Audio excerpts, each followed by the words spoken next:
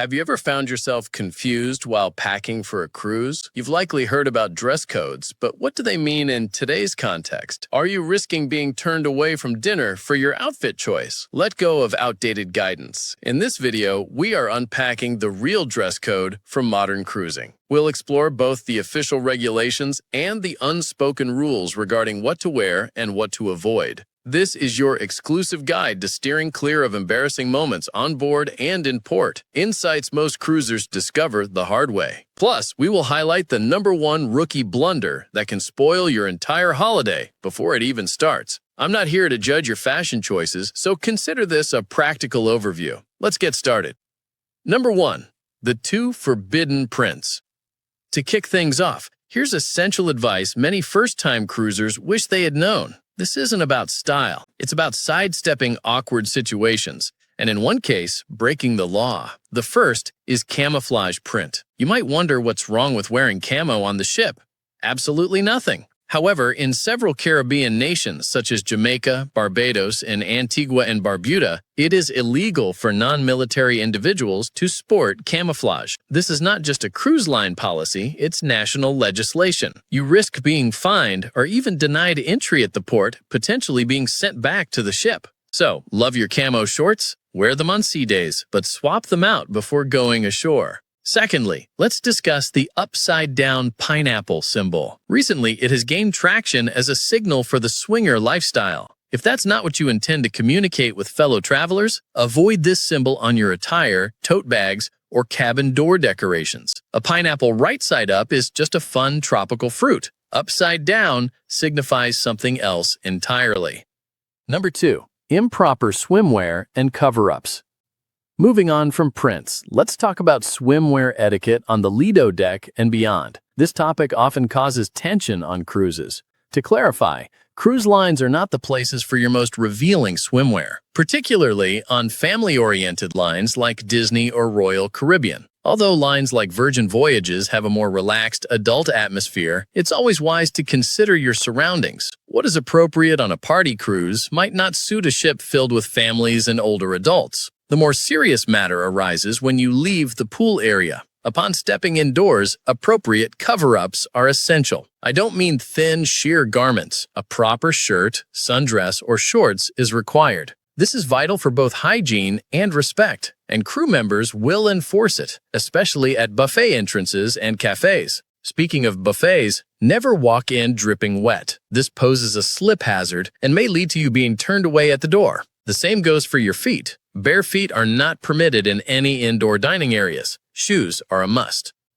Number 3. Shorts and jeans. This is a frequently debated topic and the source of confusion for many new cruisers. Some cruise lines officially prohibit men from wearing shorts in the main dining room during dinner. This applies to Celebrity, MSC, and Princess cruises during formal nights. Carnival Cruise Line also restricts shorts during cruise casual and cruise elegant evenings. In contrast, Royal Caribbean does not have a formal ban. Their guidelines suggest smart casual dress for dinner, yet shorts are not formally prohibited. Many guests wear dress shorts without issue. Enforcement can differ, so you might gain entry without problems, but there's always a chance you could be asked to change. Regarding jeans, the rules have shifted significantly. Historically discouraged, most cruise lines now allow jeans in the main dining room, even on smart casual nights, as long as they look presentable. Clean, dark-wash jeans without rips are an ideal, versatile option. Casual lines like Norwegian or Virgin Voyages have even looser dress codes. Remember this simple guideline. Shorts work best during the day, while jeans or chinos are suitable for relaxed dinners. Formal nights or specific specialty restaurants may still call for long pants, but outside those instances, most cruisers dine comfortably in neat casual attire. Number 4. Formal night attire. Regarding dressing up for dinner, formal night attire is a major source of packing anxiety for many first-time cruisers. Disregard outdated movie depictions. Today's formal wear is more accessible and relaxed. The myth is you must don a tuxedo or a floor-length gown. In reality, that's often untrue. While lines may refer to it as formal night, modern dress codes emphasize looking sharp, not excessively formal. Men often opt for suits, but a smart sport coat or a crisp collared shirt with trousers works just fine. For women, cocktail dresses, chic jumpsuits, or stylish separates are common and recommended choices. The one exception is Cunard, which maintains traditional standards. On their gala nights, men wear dinner jackets or tuxedos, while women generally wear evening gowns. On almost all other cruise lines, the aim is to feel classy, yet comfortable. Number 5. Ripped or distressed clothing. This topic relates to modern fashion versus the traditional atmosphere of a cruise ship evening. We're talking about ripped, torn, or excessively distressed clothing. On land, stylishly ripped jeans might be trendy, but such looks often don't apply on cruise evenings. The no torn clothing rule is prevalent in the main dining room, and especially in specialty venues. Cruise lines desire a more refined ambiance in dining, making distressed attire appear too casual for that setting. If your jeans or shorts feature rips or holes, set them aside for daytime wear or fun in port. For dinner, opt for solid, non-distressed options to match the evening's ambiance. Number 6. Pajamas, slippers, and bathrobes. Moving beyond evening attire, it's essential to understand the etiquette concerning cabin wear. Bathrobes are wonderful perks that cruise lines offer, perfect for lounging in your room or on your balcony enjoying room service. However, wearing bathrobes in public dining, including buffets, is considered poor etiquette, except when moving directly to or from the spa or pools.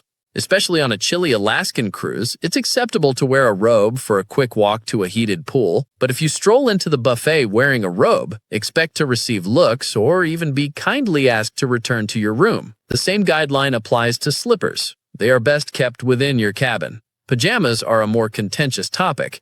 I believe they are best suited for your room or pajama parties. However, young children in matching pajamas at breakfast on holidays are an exception. Ultimately, cruise ships are beautiful venues, and dressing appropriately maintains the vacation vibe.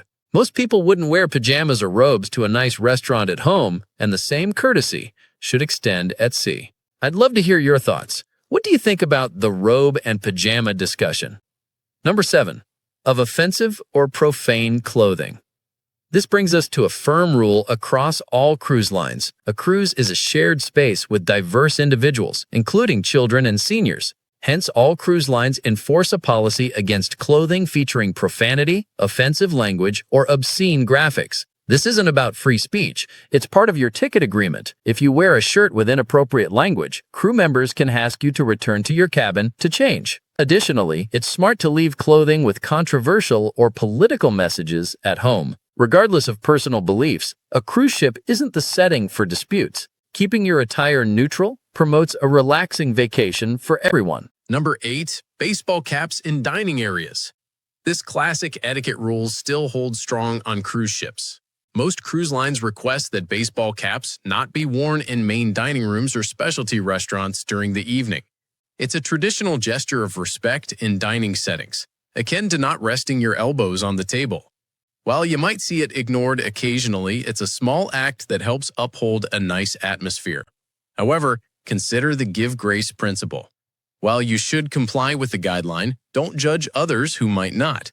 There might be personal reasons someone wears a hat, including medical ones.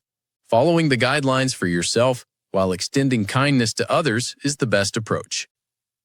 Number 9. Overpowering fragrances. This point is quick but crucial for ensuring an enjoyable cruise experience for everyone. It's about being considerate of scents in shared spaces. We've all had that experience, entering an enclosed area only to encounter an overpowering cloud of fragrance. On a cruise ship, this effect is amplified significantly. Strong scents can trigger severe allergies or migraines for many folks. The rule of thumb here, your fragrance should be subtle, not overwhelming. If someone can detect it from several feet away, it's too much. Adopting a less is more approach ensures that you smell pleasant without irritating fellow passengers. Number 10. Wardrobe rules for men. This segment features a straightforward guideline for men. Firstly, a key don't for evenings is tank tops. A tank top is perfect for day activities, but it's considered too casual for main dining or specialty restaurants at night. Almost every cruise line highlights this in their dress code. Think of it as distinguishing between day and night attire. An evening meal necessitates sleeves, such as a t-shirt, polo, or collared button-down. Crucially, always pack at least one pair of long trousers and one collared shirt, regardless of your cruise line. This outfit serves as your backup option. Even casual lines like Norwegian require collared shirts and long pants for their upscale specialty venues. Packing a reliable outfit ensures you can dine anywhere on the ship without issues. Number 11. Mindful of your shoes. Pay attention to this advice. It may be the most vital in this video. Avoid bringing new shoes you haven't broken in. Cruising involves a lot of walking, often covering distances you might not anticipate. Walking from your cabin to the theater and then to dinner can be quite the trek.